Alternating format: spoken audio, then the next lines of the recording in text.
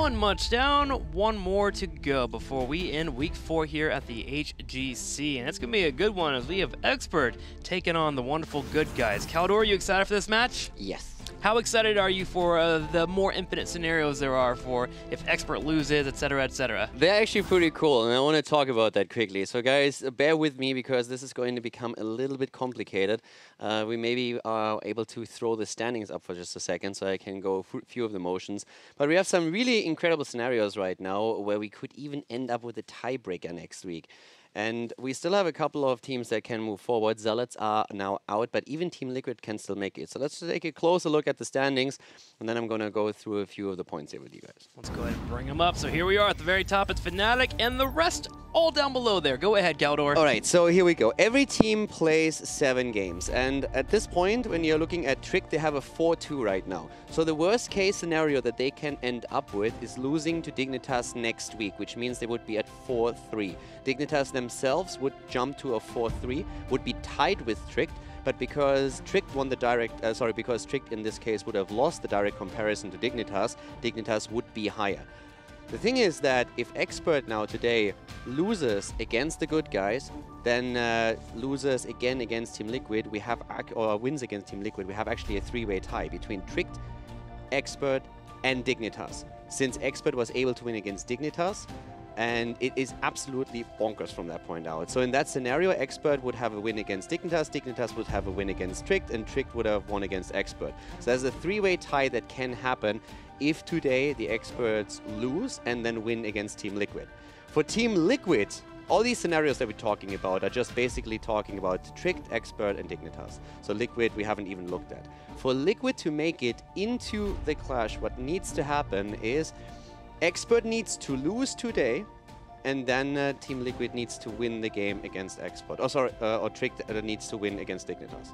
Gotcha. It's pretty complicated. I'm really sorry that it's like a little bit much to take in, but basically there's a lot of scenarios that are still happening here. Earlier we were really excited for a moment because we thought today's match between Expert and the Good Guys could already determine if Trick goes to the clash, if the Good Guys win, but that's not quite the case. But if the Good Guys win, there could be a 3-way tie happening. We need a flowchart, man. Yeah, a graphic would be a little... at some point I really thought if I just like try and draw it, but then I'm horrible at drawing, and that would be a disaster. I know, but I know my ability to just like put that onto paper or onto a telestrator, so it's pretty bad. What you need to know for now, just breaking it down, today nothing is going to be decided.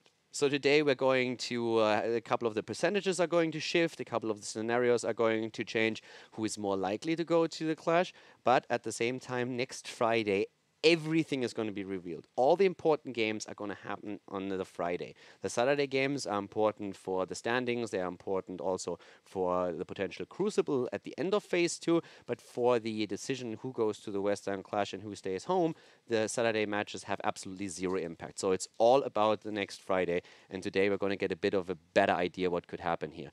Important to note is that we still have Expert now in a situation where they do not rely on any other team to get certain results. It's all on them. Exactly. It's all on them. If they win today and win against Team Liquid, they're at the Western Clash. No question about it. They're not going to be tied with anybody. They're going to be in a fantastic spot. Well, let's go ahead and look at the schedule here so we can get this all started for the matches that will be occurring to end out our Sunday. Team Expert and Team Good Guys will be our last match here in Europe, later on in North America. Even in Death and No Tomorrow will be facing off with Superstars and Team Naventic finishing the day. But right now, the main match, the main squeeze, if you will, Team Expert and Team Good Guys going at it.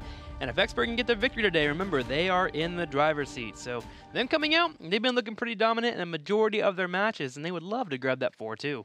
Yeah, if they can, the 4-2 for them would actually be absolutely awesome. They would put them, at least for the day, on the same score as we have for Tricked, who are the second team that can still make it by not relying on anybody else and just getting their games in. Well, we talked to ADRD and Antihero and get an ideas of what will be happening in today's match.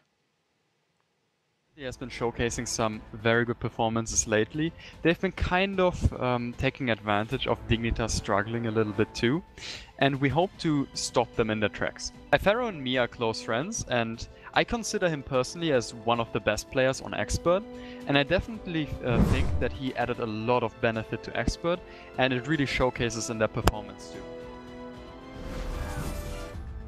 So good guys are pretty hard to judge because from the results it's hard to say how they're doing, because they did pretty well versus Fnatic and Dignitas, but they struggled to win versus playing Ducks. So it's either they're very inconsistent or it might have something to do with their playstyle, because I think they're pretty one-dimensional for now. It might be because they're a new team, so they didn't have time to develop many strategies. And I think that we do very well versus teams that are lower than us in standings. As long as it's not tricked, we were winning very convincingly versus most of other teams. So our match versus TGG is pretty important, but unfortunately we couldn't get that much scrim time this week because Bad Benny is at a horse camp, so we couldn't practice for most of the week. Cheers, love! The cavalry's here!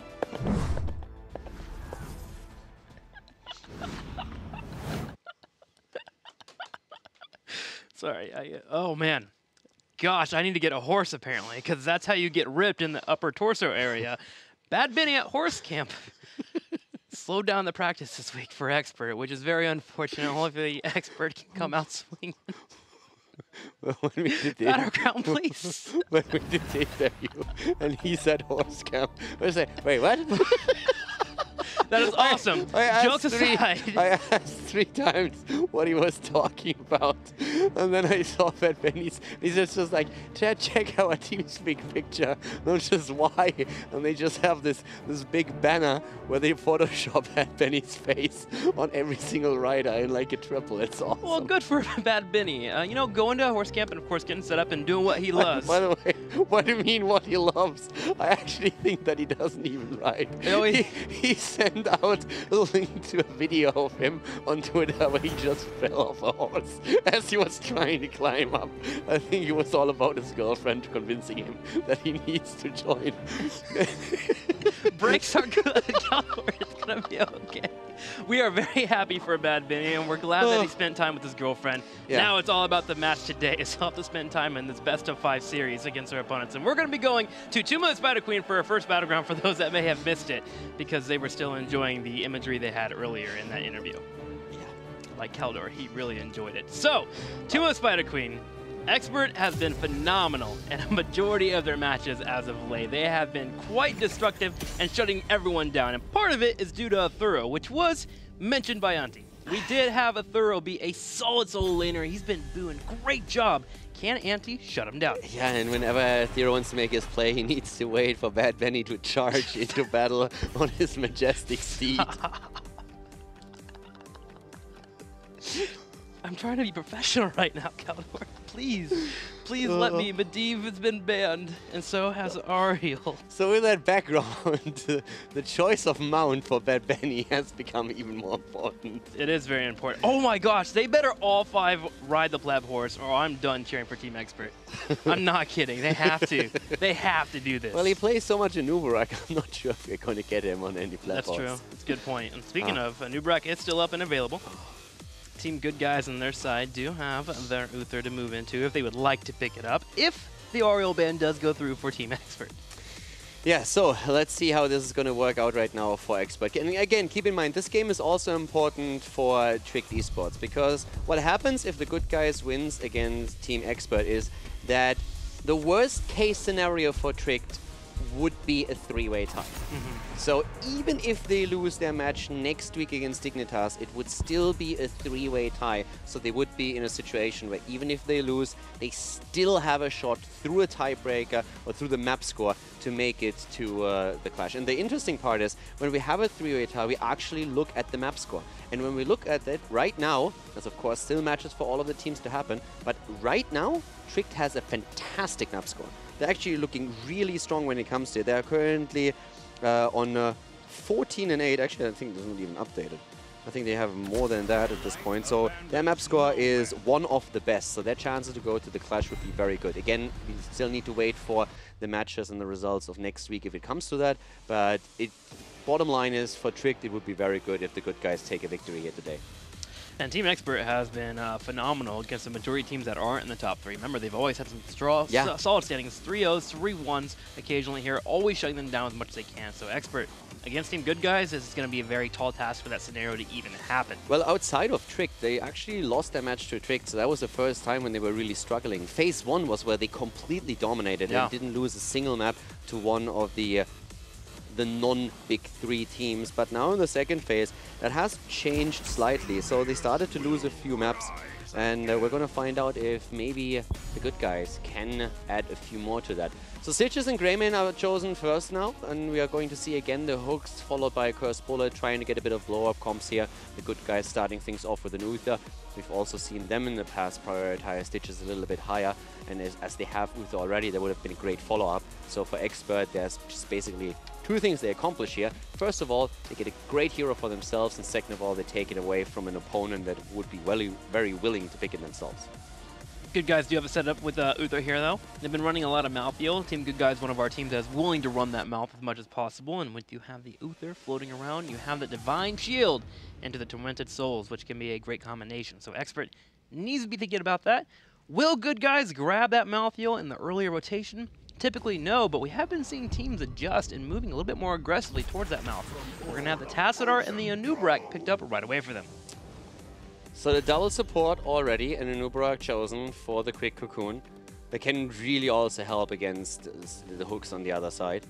So yeah, with the double support, immediately Expert is thinking about a ban on Lunara, and for very good reason. She excels on the battleground, is really strong at clearing waves and also pushing the damage in with the double support even more so. But this is also a map where we have seen a lot of Illidan plays. And the Good Guys have...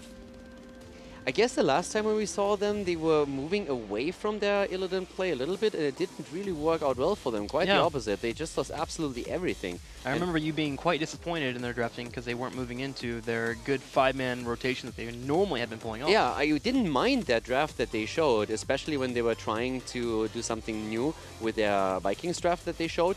But I still think it was a major mistake on their part to not at least get one map win with drafting their strong Illidan composition, just saying, okay, let's test the waters here, let's test where we can go with this. Because if you have a winning composition that your opponent is willing to give to you, there's no real reason in a best of 5 to not at least use it once. Yeah, at least dabble a little bit here and there.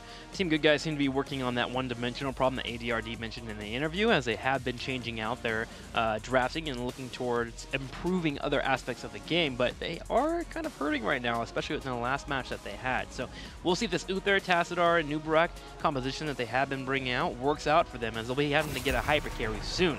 For now, Genji has been banned out, and that will not be available for Team Expert. It's actually a really late ban here on Genji.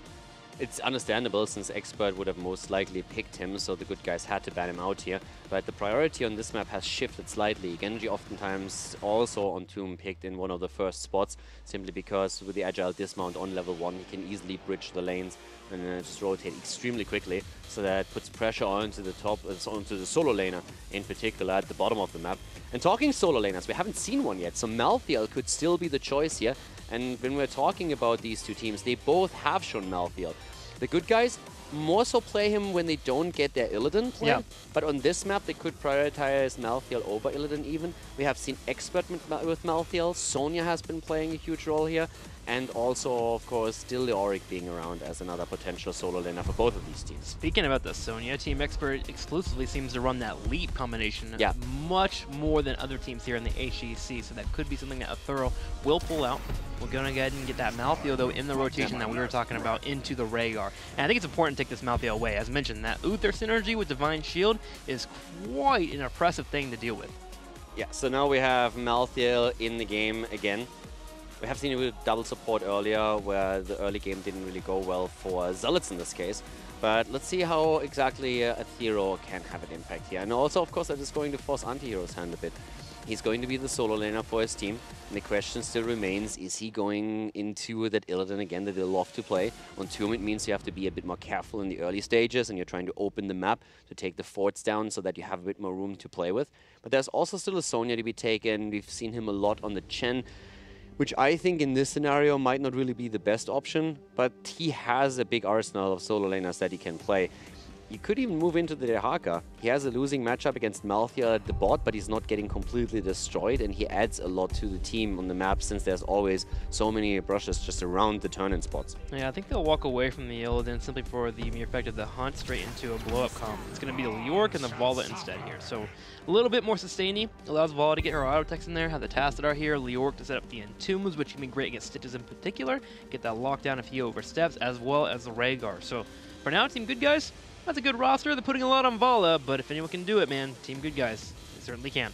I'm curious to see how Leoric is going to play it, because I could see changes coming out in the talents that you're trying to adapt a bit to the solo lane, since it's going to still be a bit rough. If you miss Ws, if you miss the Drain Hope on Leoric against Malthael, you are screwed. So he needs either someone to occasionally come down in his system here, so that he can play a bit more aggressive, maybe just Tacitar, throw it in a quick shield and a storm, or he needs to make sure that he adapts and changes his talent slightly. Final pickup here for Expert. What will they be moving into? Possibly some more lockdown, a little bit more CC could be good for them. They have their solo laner, they have their Greymane. Maybe a little bit more damage could be the pickup. Yeah, definitely. Another damage dealer would benefit them highly, so they could even head into a Liming if they wanted here. There it is. There we go. I like that. Liming is actually really great because, first of all, she can capitalize on the Stitches hook and make sure that she just uses her combo properly and then gets the damage in. We've seen it in the previous series as Muradin got blown up, but right now you have so many added advantages. First of all, Greymane with the cocktail can poke the opponent low, and then later Malthael is going to do the same. And when everybody is starting to just lose hit points to the damage over time, Liming can put in the final blow and get the resets and just continue with that barrage. So it's a really good pick for them at the end. Also great for interrupts, of course. Yeah, pretty easy too against that Newberg and Leoric. Both tanks that have relatively low health points and can be picked up between Greymane and Liming, even with a spell shield coming in. So a good finish there for Team Expert, but we're going to see how this is going to pan out for our teams. We go into Tuma, Spider Queen. The wave clear is good for Team Good Guys with Leoric there, Vala with the multi-shot build, Tacitar dropping down the side storm, so they can definitely handle the pressure coming their way, but can they dance around those hooks? That's always a question that we talk about when Stitches is in the game. Yeah, then again, we also have a lot of heroes that should be able to move away from the hook if they play it right. For me, it's a solo lane that I'm really interested in. I guess we're probably going to see a block on the side of anti-heroes Leoric, just so that he has a bit of an easier time in the early game in the laning phase, but then it's all about that hyper carry Vala. And so far, Raid Boss has been known to impress on the heroes that he's been playing here. But I still think that what Expert has is, especially what's the late game, super strong. There's so much synergy between these heroes. Yeah, everything just mixes together very well. The Rhaegar helping out, keeping those Stitches alive, as well as Malthael. Malthael always wants a little bit more healing. If you can get off just enough, you can allow him to sustain through a fight. And the moment they get a kill, that's where he starts to really burden the opponents, as he just keeps tormenting souls and, of course, jumping around with that Reaper's Mark and just shredding them down, especially with double tank being on the opposing side for their opponents. So going into it, it's Tuma Spider Queen, game number 1, best of 5 series. Let's see if Expert can handle the good guys. They're going to show that on game number 1. Tuma the Spider Queen is the map, as we have the good guys go up against Expert, and to the left on horseback, we currently have Bad Benny on Stitches, Aethero on Malthael, Nick on Liming, Adiardi on Greymane, and Curson on Rhaegar. All of them on the pleb horse. I'm liking it. All right, here we go. The pleb Bad Benny is a legend. They win this series just because of that. On the right side, Team Good Guys. Raid Boss on Vala, Kronos on Uther, Zay on Tacitar, Anti on Leoric, and BKB on a Nubarek. The advantage, if you go horseback riding in Heroes of the Storm over in real life, is that the horse cannot throw you. Everyone is riding pleb horses right now. I'm so happy with this match already. All right. All right, so it's going to be the engage on the turret on the top. This is actually being very common now in Heroes of the Storm, where you try and get a rotation on your opponent, get that experience available to you, Anti being able to drop that unstoppable on that Wraith Walk to make sure Bad Benny doesn't get that hook. At this point, I was just ready to be running into battle. Going full Bonanza theme there. Gotta love you, man. These guys are all friends, all joking around. While they do play at the highest levels and are willing to compete, Things like this just make And this region so special. don't be mistaken here. The choice of the mount for Expert and for the good guys is not a coincidence. No. That is definitely all targeted towards Bad Benny. If you don't know what we're talking about, then you missed something fantastic earlier and should probably rewatch it. But for now, the game is starting up, and at the bot lane, we're having Tacita actually taking the position as Antihero is joining the 4-man rotation. Yeah, that was actually interesting to see that. And it makes sense. Tacita is a little bit on the safer side. Leoric will get poked over time, but Tacita can sit on the backside, drop shields whenever we do have the Reaper's Mark connect, and be able to sustain through that, and do a decent job of clearing out the lanes when he needs to. So not a bad adjustment, and you still get the wave clear / engage with Leoric. Yeah, Leo is helping out really quite a bit here. Antihero also making sure that he can zone that, goes for the slow immediately, yeah, gets a good drain hope in, and AD is immediately on half health. So good free damage pushed onto him. This does mean that raid boss has to be a little bit more careful. Rather, Uther will be there, and of course, Anti can sit in the front and tank those hooks that are coming out, but without the Tacita shields, you lose out on some of that lifesteal. So you want to make sure that he doesn't take too much poke, but for now, he's doing a great job in these rotations. Yeah, is Tacita actually holding his own at the bot lane? This is really interesting. It would not be the solo laner that I would have expected against Malthael. But all of the melees that we've seen so far on the solo have traded really poorly into Malthael, since he's just a beast in that lane. But the Tacita, if he can really just hold the lane for now, that would be so good for the good guys. So far, he's doing well. Full on health. He actually had to have Greymane come down and help clear out. And he's also working on his quest. So a Thorough has a really hard time getting in there and applying damage to the Reaper's Mark, because then you let Tacita finish out his quest, which is a really solid trade-off. So Zay actually doing really well. Yeah, I'm impressed. I really like it. I think this is pretty cool. So with the shields, he's able to have a lot of an impact here. Shield even coming out on the Beetle, but it didn't matter at all. Hook hits Kronos. That could be the second kill, and indeed it is. Nick says thank you very much and takes the kill. So we have a 2-0 already early on in the game in Tomb of the Spider Queen against the good guys. Team Good Guys taking some damage there, and they also hurt their rotations as they moved out some experience in that middle lane too, and they are behind about almost near a level, or half a level for them, as Team Expert is able to grab both the experience from the kills and the middle and top lane.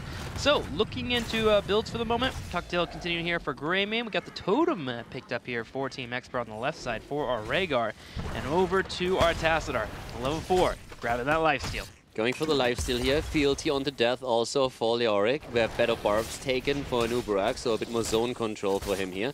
And Curson is immediately moving down to the Giants, but Greymane has been taken out as everyone on the side of the good guys collapses onto the bot lane and gets the kill against Greymane. Heads up play there. They realized that Greymane kept coming down to help the Malthael for the push. Malthael went ahead and had the top lane, so they just went ahead and made sure to rotate as a unit of 4 and take out Greymane right away. If he's not in wolf form, it's harder for him to disengage. So Team Good Guys getting the pickup, and they tap the experience, and they actually get the first turn-in of the game. Yeah, so the turn-in is completed. Expert is going to start pushing it in here.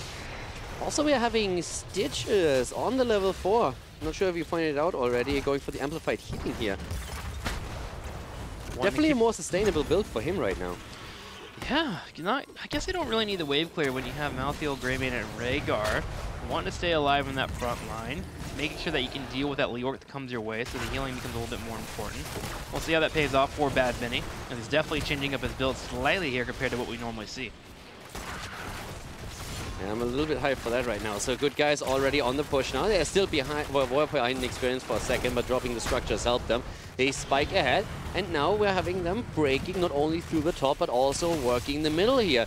Calamity for Liming is going to help with the damage on the side of Expert now after level 7 Quayali. Also ADRD working, of course, on his own level 7 quest talent. But the good guys are really the ones trying to push this here. Another Drain Hope connects. Antihero with a bit more damage, but gets immediately hooked back into it. Doesn't even have to go for the Wraith Walk here, just simply walks out. And DRD with the poke on the side. Remember, 10 becomes important for both of our teams. Nick and Greymane will be able to grab their heroic and start burning down those tanks if those hooks do connect. So we'll see if that occurs, especially with that Calamity being available. But good guys went from a scenario where they were a little bit behind about a half a level to now being a half a level ahead. The first turn-in really netting them a nice little victory loop here. The thing is, Team Expert can move in and drop their own Weathers off and tie that up before level 10 hits. So Team Good Guys will play a bit more defensive around those turn-in points. This is definitely the goal now. Trying to turn in, this is what the experts are going to try and make happen. And this, of course, is once more where Say, with the vision that he provides for his team onto the turn-in points with the Oracle, is also going to play a big role. They need to try and prevent it ideally, and in the meantime we still have the teams pushing here, especially Expert, who were able to take the night camp, so they have a bit more pressure in the mid lane than the Good Guys are able to put into play. As a note, by the way, that Templar's Will at level 1 for Tassadar is almost complete. He only needs 8 more seconds on that, and he'll be able to get the full reward set up. So, doing very well against the Malfield. I'm actually going to have to try this in my own games at home and see how Tassadar handles the Malfield pressure that normally comes in. Yeah, so far he's doing better than most of the solo laners that we've seen. Blue Web Weavers are going to be descending as Team Expert completes their turn in and gets the objective. The Good Guys, on the other hand, are only half a level away from level 10, so there is a chance that they can defend with their heroic abilities and maybe get an easier defense against the Web Weavers that Team Expert just sent their way. Yeah, you can see that they're actually trying to get that 10 as much as possible. They're even using Pronas here on that Uther, dropping that wave of light, burning down the minions as quick as possible to get that 10, and they'll get it here with the experience in the middle of the map. 10 does connect, and Anti immediately moves forward and looks for an entomb. Sadly, 1 is not available. Yeah, already first Web Weaver about to be blasted down. We're having Tassadar working at the bot lane, and the rest of the team should just rotate top. And you can tell that the experts are just incredibly cautious here, since they know they can't really engage into this. They're a bit afraid of being caught off guard. So this is an easy defense for the Good Guys, and they still maintain their lead in experience. Expert gained very little out of the tournament. They are holding, continue to do so. Anti looking for the fight on the right side. Poke will prevent him from moving in with that mount while Tassadar pushes in that bottom lane. Expert finally hitting level 10 themselves. Disintegrate into Tormented Souls, Putrid Bio, Cursed Bullet, and Ancestral Healing all picked up. Well, quest challenge completed. So this is the moment when you have your 10 versus 10, but of course the Good Guys are already ahead when it comes to the gems turned in. And now with the camp taken, we put pressure onto the mid lane, so the experts will have to react to it, and that gives a bit more wiggle room for the red team to try and get another turn in here. But Anti-Hero falling, that's unfortunate. So he gets taken out at the top lane. Good rotation from Team Expert, very clean. Yes, that was the fear of level 10 hitting. Cursed Bullet straight into Disintegrate, combo from Liming, and an immediate dead tank. Now Anti, of course, being Leoric, will be back soon. In fact, he's almost back up and ready to fight, and can force some fights with the aid of his teammates. But it's all about the turn-in for Good Guys, as they have a total of 40 gems available. Zay, for instance, is turning in now. Yeah, and that is nearly a completed turn-in. 6 are missing, and once they get those 6 gems snuck in somehow, they will get another turn-in for themselves here. It's still a completely even game so far. Experience is nearly identical. In structures, the Good Guys are slightly ahead, but we only have 3 kills against 1, so still pretty good for this first game of the best of 5 series. Expert already dancing around here with Bad Benny. Keep in mind the hook couldn't still connect here. It's off cooldown, so you could try and use that. Beetles everywhere on the other hand. And once more, the Cursed Bullet on Anti-Hero. He gets hooked in, and Leoric is down, but so is Malfield. Krona is able to move forward and grab the stun into Divine Storm and get the kill on Malfield. Ancestral Healing on Bad Benny, but Curse and low on health has to retreat. Cocoon will be used on Nick, but he teleports away right away. Anti will be back up soon, and we'll have a 5v4 for roughly a few seconds where Team Good Guys can maybe force the situation to go in their favor. Yeah, Anti already using the Entomb before he died, so that was also a nice move here. The Red Web Weavers are going to descend once again against Team Expert, since the Good Guys are able to complete their second turn in the game. And Anti is still up at the top, starting with a slow. Here comes the Bullet once again. ADRD is hyper-aggressive with his Cursed Bullet. Whenever he gets a chance, he just moves onto Leoric and throws it out. The cooldown is so low that he is just willing to spam it out whenever possible. Keeps connecting on Leoric, making him retreat away. Uther will spend heals on him if they want to keep him alive. So Anti and crew do retreat after that Cursed Bullet, but look, it's already up again in the next 7 seconds. Team Good Guys do have an opportunity to make a play for Forzo, as they do get another turn in here at 10 minutes into the game. Both teams dead even on experience. They're about to hit 13.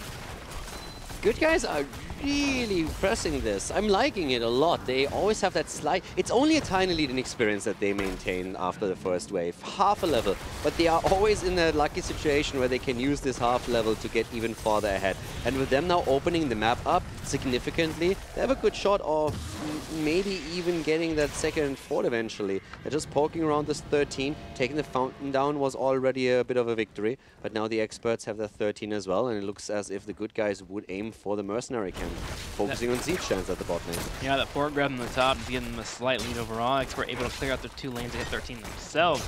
But they're having a hard time forcing a fight. Leoric is consistently floating around Bad Benny. Stitches there. Always willing to take the hook that could come their way, or of course drop the Wraith Walk if it comes out. We also have by now the inevitable end taken on Malthael, and this is basically the adjustment that you make whenever you see the Divine Storm coming out on the other side. You want to make sure that you have your self-cleanse, so to say. You can make yourself unstoppable here. Malthael is the one who tries to dive deep in these situations, so that's a good job. But there's the kill against the Nubarak, and that of course is helping Team Expert even more in their cause as they are pushing the good guys back and start now for Kronos, who drops the Divine Storm but also dies.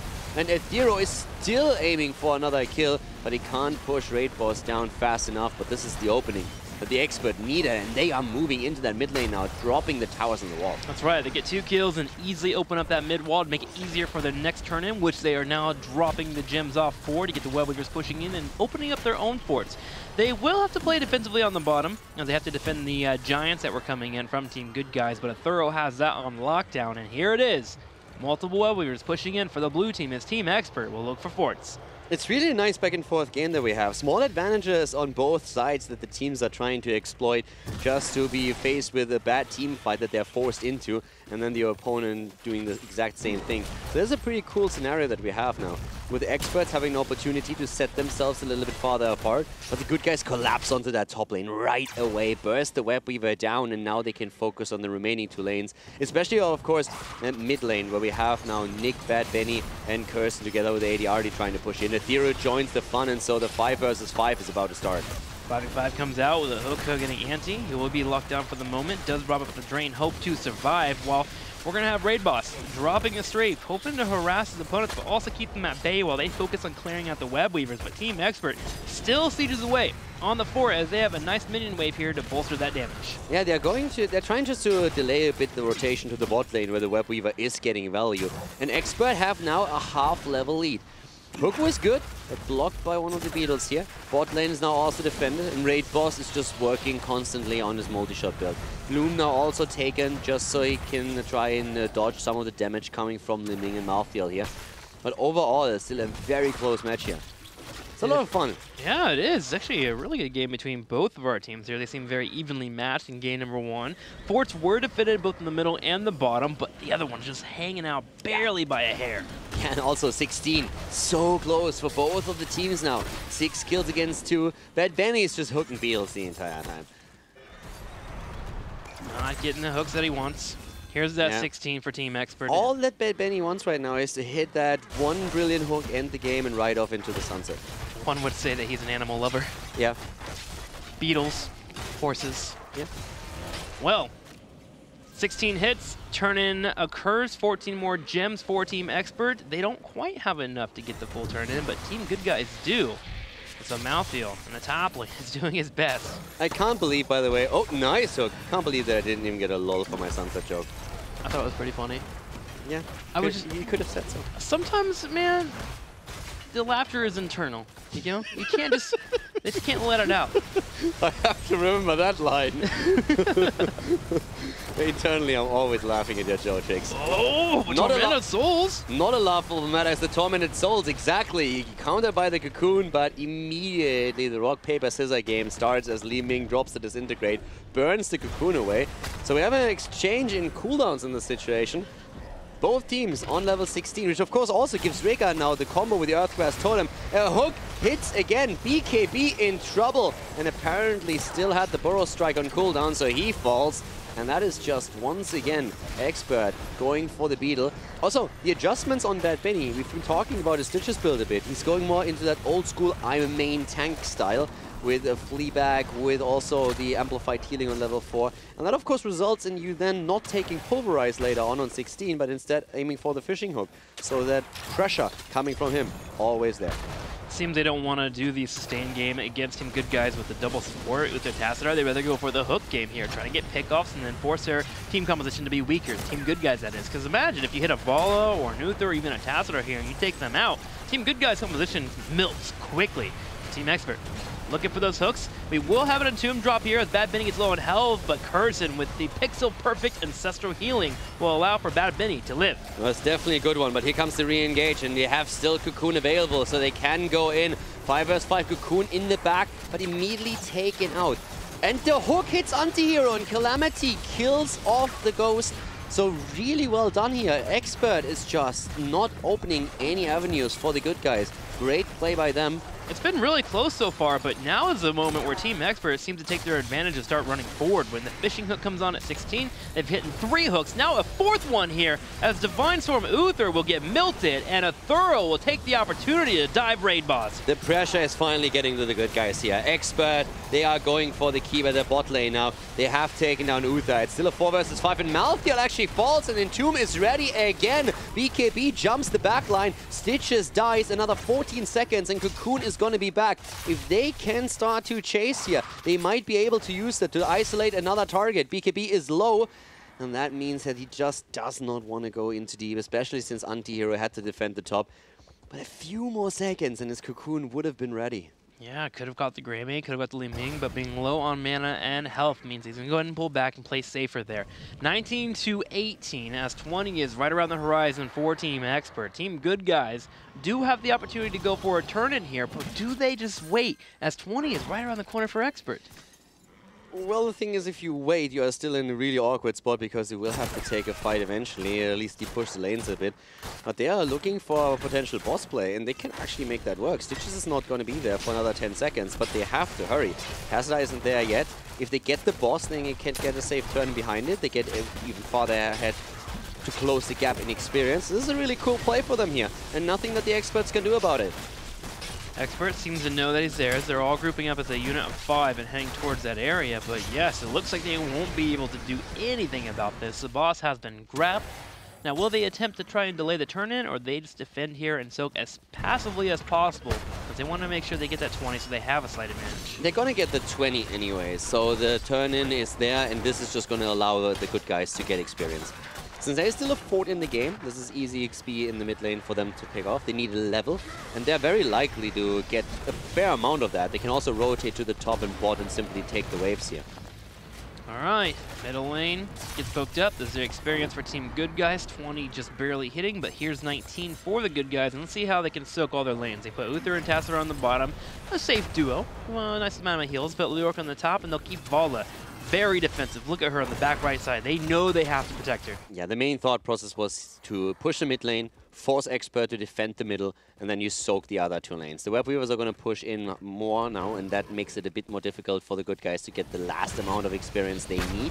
But they are still extremely close to 20, so they close the gap. And by taking the boss first, they also took another option away from the Experts. So Team Expert has 20, and they have a window, but there's nothing that they can really use it for. So they can't go and make a boss play with level 20. They can't really get a big turn in because we have the Red Web Weavers on the map. So all this time can be used by the Good Guys to get experience themselves, and then once the Web Weavers are defeated, their own 20 is going to be in the game, and they can take team fights.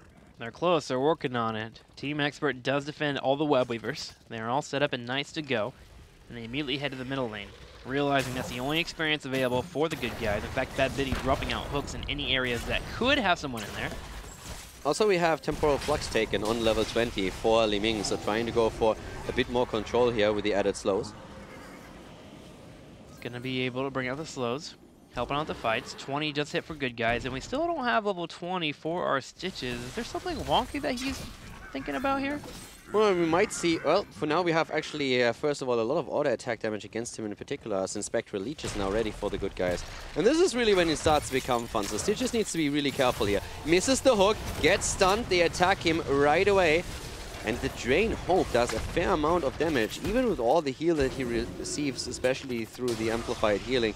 He just doesn't have a chance to make anything happen with this. Level 20, very scary here for Team Expert, actually. Team Good Guys has Farfight Quiver at level 24 Fallout, so that range very helpful on the side, working in the attacks. And the Spectral Leech from Leoric will make it a very hard and difficult task for anyone that he auto-attacks. Gonna burn through, get that percentage damage. I'm really curious about the 20 for Stitches. I mean, there's no Blink available for him anymore, so this is definitely something that he would love to use now. But we can still have either the Hardened Shield or the Cannibalize. You can go for the upgrade with the Putrid Vial. If you go for Cannibalize, you basically just say, hey, I'm going to get my auto attacks in one way or another, but there's so many stuns, I'm not quite sure if that's going to be the case. He's getting stunned already, and this is, first of all, BKB falling. Great Ancestral on the Theorist, he was low too, but this is once again the good guys getting wrecked by Malthael now, especially since they can't fight the 5 versus 4. Anti-hero falls, but he's of course on Leoric. The problem is that Uther is also dying here, and this is just bad news. Redemption is going to bring Uther back, but he's the only one. Bad Benny looking for the hook here. Misses out on Zay as he continues to bring out the Archon and keeps harassing from the side. Gotta shout out, the entire team came back to make sure to get rid of the Cocoon there. Thorough was able to get the Ancestral because they worked together to get Curson out ASAP for the Ancestral. Zay cutting away, continuing to retreat with Anti keeping tabs on the entire team. He should be nice and safe, but now it's all about the turn-in. I was about to say, hit that B button, my friend. If he doesn't do that, Bad Benny's just going to follow him and gets the hook in, and then he dies again. So that was a good fight for Team Expert. The one issue with it is, they didn't really gain a whole lot. So the heroes are already back. They couldn't push anything. They are working towards a turn-in, and they denied a few of the gems to the good guys, but they couldn't really properly capitalize on it yet. They did get Redemption burned out, which could be good for the next team fight. Yep. Oh, but Bad Benny needs to be careful. He finally gets away from the fight, still low on health. Luckily, that amp-out healing, though, coming in pretty well for him.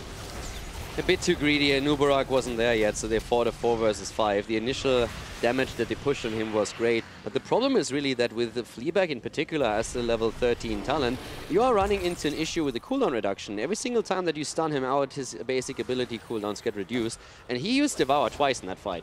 And then all of a sudden he's back to nearly full HP. So a quick heal comes in from Rhaegar, you have the amplified healing there too, and as you can tell, they are now in a situation which Leoric is still dead for another 20 seconds. This trade is going to help them to come back quicker, but now they have to deal with the Web Weaver. So the good guys, they're basically down to 1, maybe 2 fights where they can try and turn this game around. A Web Weaver, Mercenary Camps, and 5 heroes all pushing in the middle lane. Anti will be on the top side, willing to drop down the Entomb if need be. Hook does not connect as it hits the gate instead. Team Expert playing safe here and sieging from afar. Gotta watch out for that Entomb. It's right here and available for Anti. They may wait for the Archon though. Archon is not up for Team Good Guys for 18 seconds. And Expert so far had a really easy time in these fights. They always take Anubarak down first. This time he's able to move out, but Anubarak has really suffered. Both of the tanks have. Anti-hero died 5 times on the Leoric, and we had also BKB and Uther die 4 times. Tassadar and Vala not dying once yet in this game. And here comes that fight, and the first keep is down up at the top lane. This is the battle lane they need to win, but BKB is dead, and so is Rhaegar, so it's a trade, but Uther falling. And we are just seeing a slaughter as Vala is obliterated and Tassadar also meeting his first death of the game. Nick really bringing out the skill shots and landing here for Li Ming with 4 people not on the field. Team Expert will put their eyes on the prize, which will be the core here.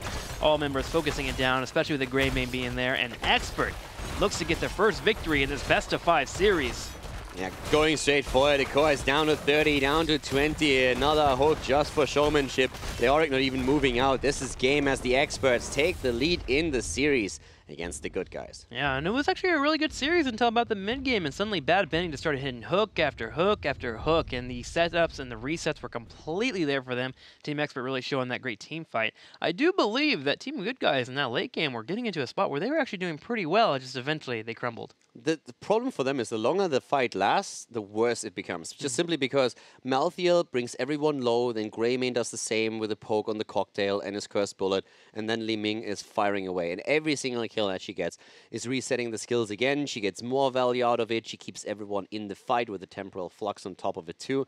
The hooks were already bad enough, so the late game, there were a couple of moments where you thought, okay, maybe the good guys can make the play here. Sure. But the longer the fights last, the better it is for the experts, and Li Ming was capitalizing on every second. Yeah, it really puts a lot of work on the Liort too to get in that front line, make sure to dodge out in the hook, get the entomb on the important targets. And they did that in the late game. They got it on Rhaegar eventually, but it was too late at that point. There was already kills coming in. Nick was getting those resets on the Li Ming. Even though they killed Rhaegar, it just was a little bit too late. So awesome game so far between our two teams. Let's go ahead and talk about Stitches. We were fortunate enough to go ahead and talk to our players and get their thoughts about him in the meta right now. I think Stitches became in the meta in the first place because JPL is just so good on the hero. But eventually people just started to realize that like he deals a lot of damage, like with the slam build. He just deals more damage than like any other tank in a team fight. And you know, the AoE damage is really good against Uther for example, which is the best support. So Uther can't really out-heal him. And then also a lot of the lower teams in HGC are picking him because they get, you know, a free win condition with the hooks, right? So even if you play against a better team, if they do one little mistake, you can get the hook and just win the game off. I think Stitches have a lot of pressures on different things. First of all, he can like hook people in. He has very good combat stats, which means that he deals a lot of damage with his slam build while holding the front line completely fine, and have one of the most impact ultimates in the game, whether that's Gorge with a Medivh or that is Putikbal against a melee heavy setup. It's really funny seeing Stitches being such a prominent hero in the meta because it's the Dignitas hero, right? It's the thing that we started playing when no one else was. At first it was just for fun, and then we started to realize like, wow, this hero is really good. And Hook is such a huge like playmaking tool. It's like if you're ahead and you need a pick to snowball, then he can give that. If you're behind and you need a pick to come back, then he can give that. If you're even, then he puts on great damage. And again, if you're behind or ahead and they need to kill you, then he doesn't die. So I think he's just a really diverse hero that fits really well in the kind of lack of good warriors right now. So much playtime makes Stitches hungry. Stitches continues to be hungry here in HGC Europe, as we saw even that nice little devour constantly happening with that fleet bag coming on live at 13. So we'll continue to keep an eye out for Stitches, but hey, hopefully you guys learned something there, as Stitches has been quite the stay here in Europe. Yeah, he has been. I think Europe is probably the region that overall played Stitches the most. Not only now this year, but also when we're looking at, for example, the beta times in 2015 as well. So in this case, we have him now completely back in the meta. He's not a niche pick anymore. He's actually a staple, and he had a massive impact on the victory that the experts had in game number 1 against the good guys. Well, Twitter continues to buzz whenever we do HGC Europe, and you guys are currently buzzing about the horse camp, apparently, as you guys thought it was pretty exciting. So, wild horses couldn't drag me away. This match, though, Esports, Exports, Team Good Guys going at it right now. And yes, nice reference to the song. I see you. I see you there. I really like the Bad Benny reference here, and I already saw earlier that it made it already on the top spot on the Heroes of the Storm subreddit. Nice already? Yeah, Bad Benny is getting some well-deserved shoutouts here for his writing skills. But again, if you are actually a bit of a fan of that little meme there, make sure that you check out his own Twitter. And I kid you not, there is a video of him falling off the horse, which I thought was absolutely hilarious. I wonder if there is some way for Josh to get that on the HGC Europe broadcast. I wonder if that could happen. I don't know. Can Josh make that work? Is he that good? Battleground time, says Josh. So let's go ahead and go to the next Battleground. Game number 2 here. We are going to Towers of Doom. Expert will pick the Battleground. Towers of Doom.